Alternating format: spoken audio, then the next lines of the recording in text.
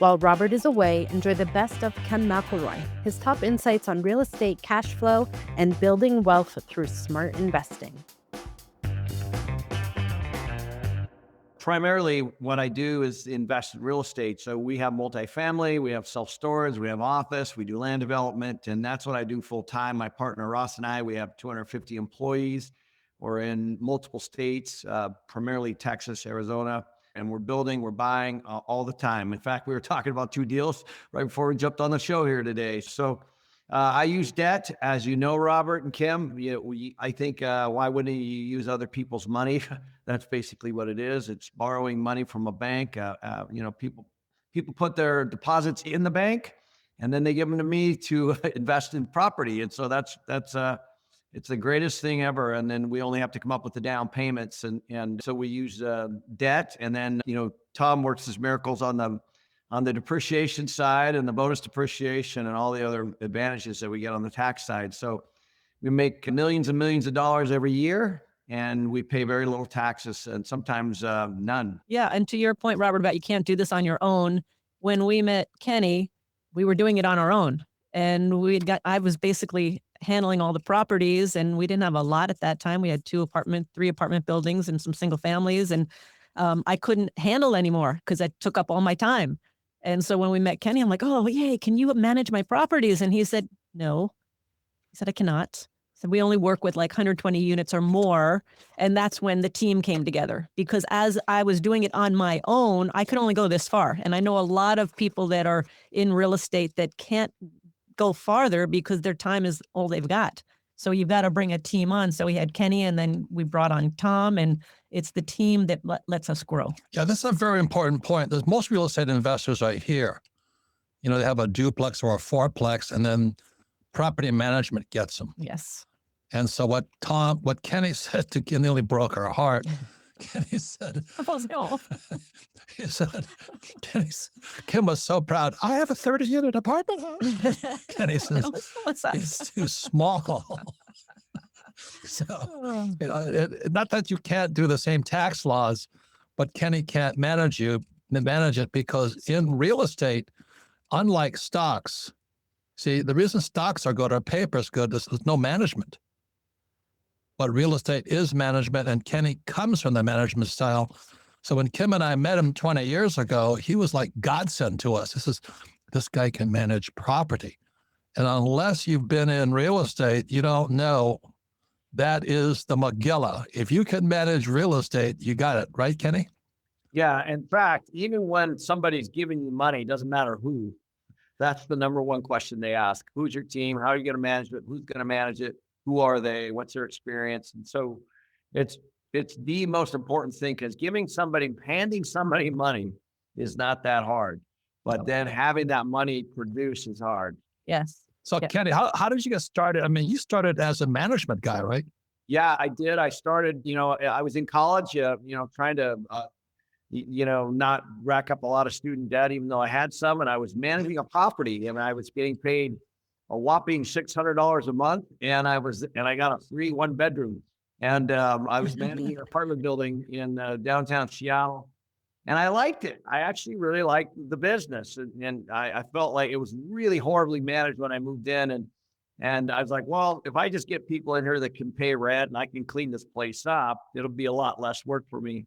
And I did that, and then the owner came over about 3 months later, and he's like, hey, thanks for cleaning this place up. And income's up, place looks great. And I was like, I need to be on that side of the desk somehow. So that's when I started had my mind shift. Is like, okay, how do I buy these and then apply these same management principles? So like, when guys like Dave Ramsey say live debt free, what goes through your head? Well, I think that it's the dumbest advice ever, actually. I really do. Like, it just makes no sense to me. I don't know. I mean, people are getting debt right now for 2.5%, 2.3, 2.4%. That's going to be less than inflation. So if you can lock that, if you can borrow at that rate, Why wouldn't you? It's free money. It's literally free money. I think Dave Ramsey has a different audience. I think the debt Yeah. that he's talking about getting out of is bad debt, is your Well, home. no. Dave Ramsey is a friend. I've had dinner with him several times. I meet with him. His advice is good for stock people. Yes, No, I but would agree. if you're going to go into real estate, debt is your best asset. And the reason that Ken and I always talk about this is a financial statement, okay? So you have income, expense, asset, liability. For the people on the B and the I side, the biggest liability is cash. Yes. Am I correct, Tom? Absolutely. And It doesn't produce anything. No, by they're itself. printing. They're printing it. Yep. They're printing it since 1971. They've been printing it. So what happens is when Kim and I make money, income comes in here, and we have cash, we've got to move it into debt. Right. We're converting cash into debt as fast as we can.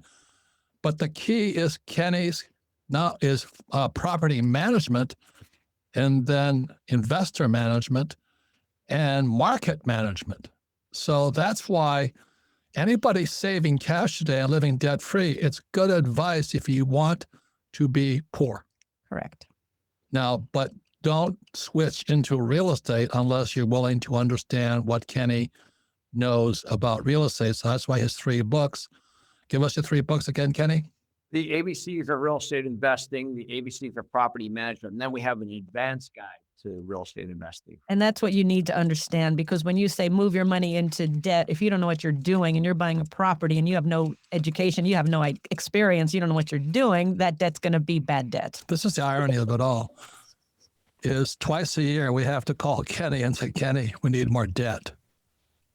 Kenny, why is that? I think when you said debt became money, I think that a lot of people have a stigma around debt. Okay. You know, it's kind of a bad word. And for many it is, you know, credit card debt, you know, that's kind of what gets a lot of the media attention. But, you know, we're borrowing, as you know, from banks at 3% or less. And we already know just in the last few months, inflation is reported finally way higher than we're borrowing. So why wouldn't you borrow other people's money in the form of debt? Because you're actually it's like taking money from people and fixing it at 3, and inflation's your friend right now. So you know, you're crazy as you know, to save money, because your purchasing power on that money is eroding each and every month, and it's starting to show up in the numbers. And Kim and I panic when Kenny doesn't have a deal, because without Kenny, we don't borrow money. And what's funny is about twice a year, I'm on the phone with Kenny begging, Kenny, I need more debt. You have a lot of guys like that, Kenny, right? Yeah. I mean, but I'm in the same boat we all are. You know, we all know that debt is your friend. You know, why wouldn't you borrow other people's money, buy real estate, and then have other people pay it off for you? And then you get the tax write-offs, you know, so you get income, plus you get the tax benefits for that. Kim, is that what we do? That is what we do. And I wanted to say to Kenny's point, I bet there's a lot of people watching this right now that are going, oh yeah, that's good, but you know, the prices are too high today, so there's no deals out there. And we just closed on a deal, a few weeks ago. Any comments there, Kim? Yeah, well, I have a question then. So they're going to keep printing money. They're going to keep propping up the stock market until they can't anymore. So what's a person to do? What do you do today? Well, I'm still finding cash flowing deals, Kim. You're still finding them, Kenny? Oh, yeah. In fact, like literally right after this call here, we're on an investment committee call. We're looking at 6 to 8 deals a week. You know, obviously, you know, we don't buy anything that doesn't cash flow or doesn't have a value add. Right. So, wait, Kenny, that's I think the key question. Kenny doesn't just flip the property; he improves the property. Would you say that's true? Yeah. You know, if it doesn't have a story, I'm not going to buy something and hope it goes up.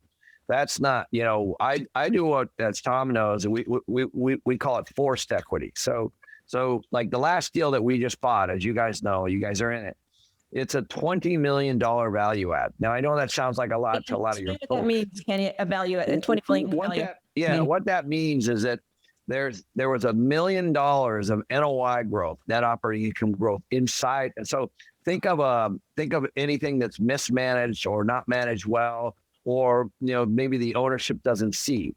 So you go in and you inject some money and you create more value. So you improve the property, you increase the rents, you manage your expenses better, and on that one property, it's going to take a couple of years. We're going to get to about $1 million more in revenue than we had when we bought it, and so that's what investors buy into. And if you take a look, then you bring that property to the bank should value that. We bought it around 80 million. The bank should value that at around 100 million. Now, it's possible that I'm off. It's possible that I'm a little bit wrong, but I will tell you this: we're definitely going to increase the cash flow. That's for sure. We just don't know what the value is going to be. We think it's going to be somewhere between 96 and 100 million. That's what I'm talking about. So we have cash flow and we have value add. So Kenny, what was the total package from the purchase price and the value add? So we're somewhere in the low 70s to buy both properties at 648 units. And they were next door to each other. So we're combining operations, we're renovating the property, and then we're adding washers and dryers. So all of those things equal to about $100 to $200,000 per month in rent growth, based on our improvements and putting washers and dryers in the unit. That's going to be around $1 million in additional cash flow that we hope to get somewhere after year 2. And so what happens is you then bring that back to the bank and you say, hey, we bought it, the net operating income was here, and now it's $1 million higher. What's it worth now? And then we put more debt on it. And that's a cash out refinance, value add, has cash flow, has value add, and then we that's how we get the investor money back. And it doesn't have to be a 600 unit property. No. It could be a single family house. You can do the same formula. I love the house hacking. A lot of people, I have a ton of friends that start by they what's called house hacking. They basically get a free home. So you take a duplex, you buy it, you live in one side, you rent out the other side. It covers all your expenses, and you're living tax free and for free on the other side, while the people living next door to you are paying off your place.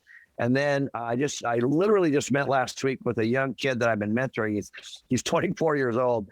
He just did a cash out refi and took 138 grand out. He did that 2 years ago when I mentored him, and I met with him. He's like, I got 138 grand now. That was because the market went up. That's a gift. That's not strategy, and that's not something that he could have predicted. Tom, is that tax-free money? Well, it is tax-free money. And what I'm thinking about when Ken's talking about all the washers and dryers and all that kind of stuff, that's all tax deductions as well. So not only is the purchase price deductible through depreciation, but all of those improvements that Ken makes, those are deductible, and they're just additional tax benefits to his investor. In every crash, people move to rentals. And so, what's going to happen in the next 3 to 5 years for sure, it's already starting, is we're moving more toward a renter nation. So whether you like it or not, rents are going to have to go up because there's only a limited supply of rentals right now, and people are going to pour out after these forbearance issues, and all this stuff starts to correct. They're going to pour into rentals just like they did in 2008, and that's what created the rent growth. So that's happening, whether you sit back or not, or whether you're involved or not. And so we're trying to have liquidity and buy rentals in places where we think people are going to be. So when we go build properties, or, we're borrowing from insurance companies, we're borrowing from pension firms, we're borrowing from banks, and that's all OPM or other people's money. That's what it is. All the people sitting up in New York and all of Wall Street is basically just a bunch of really smart people managing Main Street. That's all it is. Just selling passive investors. Yeah. So anyway, I think that's That's my greatest advice to young people, young or old. If you want to get ahead, ask yourself this question right now. Who are the 5 people you spend time together with the most? And what do you do? What are you doing with your 5 people you spend the most time with? And it's pretty telling their future from there. It's like being a fortune teller, Cash is trash. Rich Dad's been saying it for decades. Now the numbers are proving him right. For the first time ever, more central banks around the world plan to cut their dollar holdings than increase them. The institutions that manage the world's money are moving away from the dollar and moving into gold. 74 central banks surveyed. The dollar's share of global reserves just hit a 2-decade low. Poland, China, India, Brazil, all reducing dollars and increasing gold. Why? Because paper assets can be frozen. Paper assets can be devalued. Paper assets can be sanctioned overnight. Gold cannot.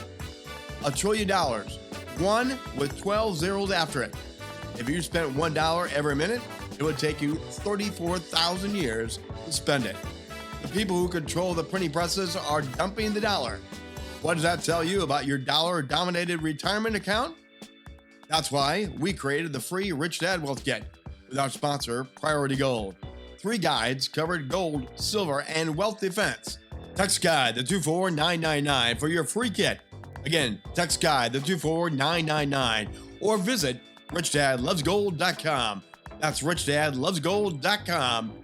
The central banks are moving out of dollars. Rich Dad moved out decades ago. The only question is, when will you?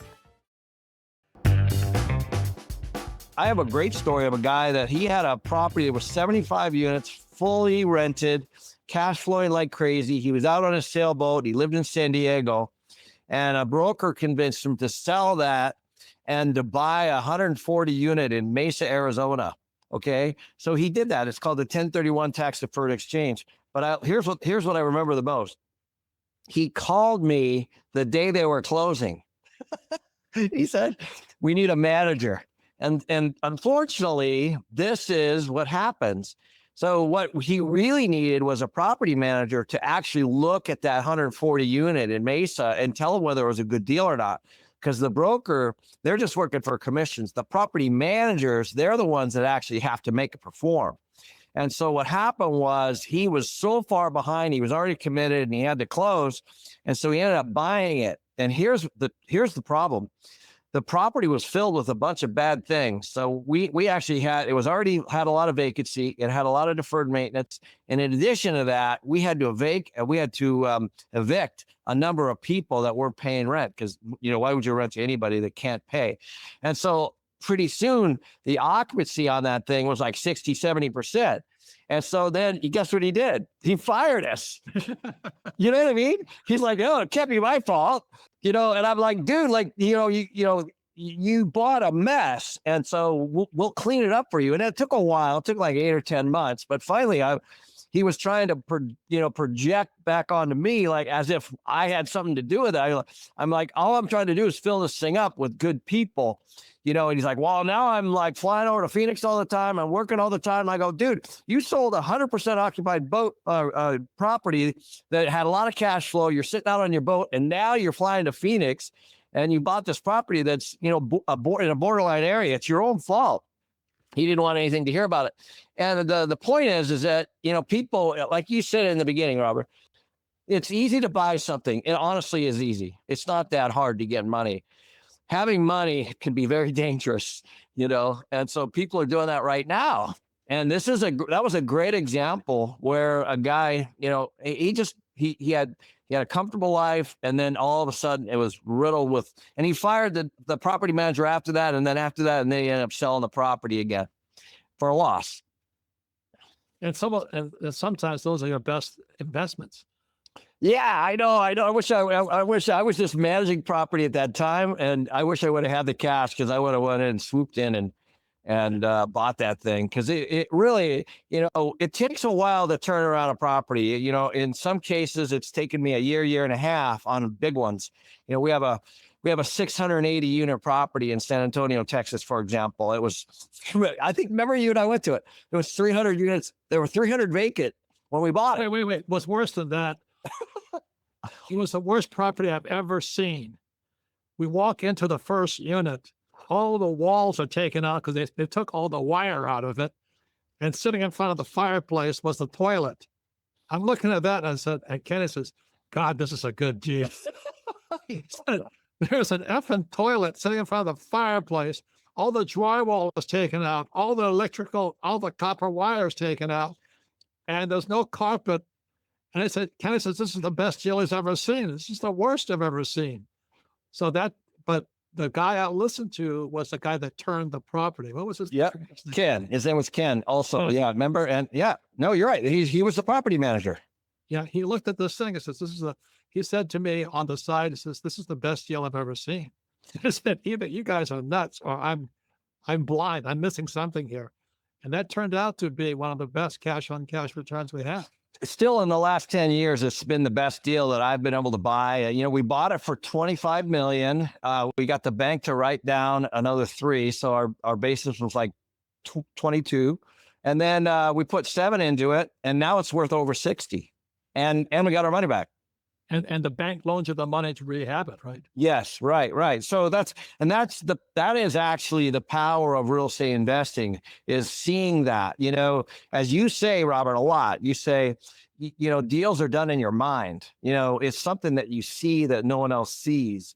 And I knew in 2 years, I would be able to turn that property around, put new debt on it, get all the investor money back, and own it free and clear, as we like to say, infinite. Again, Robert, once you start to do this, whether it's one unit, in this particular case, there was 400 that we needed to fix. It was a 680 unit property. It's just math. Literally, some units are $1,000, some units are $10,000. You have to figure all that out before you buy it. That was a big number. That's why we raised all that extra money. And the bank wants that. The community wants that. Everybody wants that. Everybody wants somebody. It's no different than if it's a house in the exact same condition. But it's also part of your formula, Kenny, and you touched on it earlier. Your formula is number one, you like properties with problems, but number 2 is you look for a property where there's jobs. And that fit that core formula to a T. Right. And it's easy to buy something that's fully, 100% occupied. You're not going to move the needle a lot there. I'd rather personally buy something that's 100% vacant and then figure out how to occupy it. And that's management. And then that also, if the building is vacant, it's worth a lot less than if it's full. Yeah. And that's how you double the worth of your property. Start small. Yeah. But the benefit is you always have dreams of going to big on this side here, right, Kenny? Because you started as a property manager in college. Absolutely. Actually, my first investment was a 2-bedroom, 2-bath. I used my own money. And now, the deals that we're doing obviously require like $20 million down. And, I use other people's money. So you go from, using your own to learning how to use other people's. And that's actually the way the system is set up. That's capitalism. Yeah, it's literally set up. Even people put their money in insurance policies and pension plans and 401ks and all that kind of stuff. There are people managing that money. And when you get your statement, somebody's putting it somewhere to make it, make that money. So, and so you just want to be on that side of it. We borrowed from insurance companies. We borrowed from pension groups. We borrowed from banks. We borrowed from life companies. People, when all this stockpile of money people are investing or saving, it needs to go to use. There's a velocity of money that has to happen somehow, and so they look for people like our company. And my final comment is, if you're starting small and you're just starting, don't use other people's money until you know what the hell you're doing. Yeah. Because that's a big responsibility.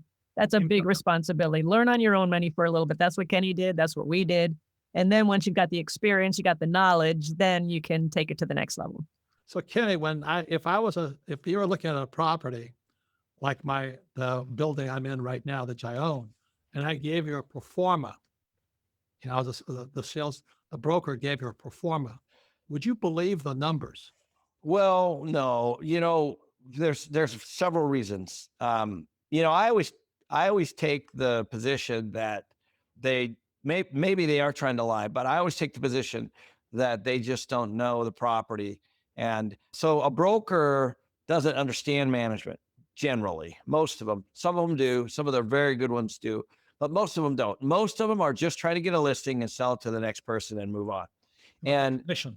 yeah, their commission, or, as we like to call it, tips, so that's the position I take every single time. I take the position.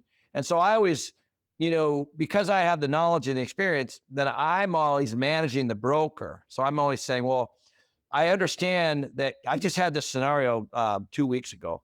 I understand that you start your first month at 92% occupancy in your pro forma or your budget, but the property is at 78% occupied today. So if you buy it today, the beginning number should be 78%, not 92.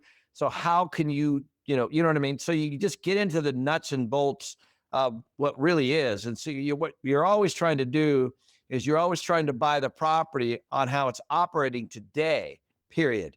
That's what you want to buy it on. You want to buy it on how it's operating today, and then you want to turn it into some value. Well, this is my question, because this is what I was really weak at, which Kim is really good at, is how do you get the real numbers? So when you're looking at a property, you have the stuff that the sales sheet the broker gives you. But what do you do next if you're interested to get the real numbers? It's a great question. So here's what we do. First of all, they're almost never correct, as you pointed out, when you get them. But if you know what the area, if you're really studying an area and you understand an area, so we'll just pick San Antonio, like where we were. What I knew was even what the broker had was lower than what the market was. So it's the equivalent of seeing a $200,000 house in an area where everything's selling for $250,000 or something like that, except it's on the rent side. So I already knew that, but I actually, as you pointed out, I already knew it was worse, right? I already knew that whatever the broker said it was, because what the brokers do is they take whatever the last few leases were, even that might be wrong, and then they say, okay, that's what the whole property is. Well, really, there's what we call legacy issues, where you got tenants that have been in there 1 year, 2 year, 3 year, 5 year, in this particular case, even longer. Their rents might be $100, $200, $300, $400 under the market. And so what you have to do is understand that there's a lot of room there. And so what we do is, if we see that there's a lot of market lift, even from what the broker says to what the market is, then we like to go in and make an offer. And then from there, we get into due diligence, and that's where the magic happens. So we'll pull every single lease on every single file. So on the property that you visited, Robert, the backstory of it is, of the 350 units or plus or minus that were occupied, we pull every single lease and we do our own rent roll and we figure out what our own rents are. You know what I mean? And so that's what we did. And then we put together our own projections based on our due diligence timeframe.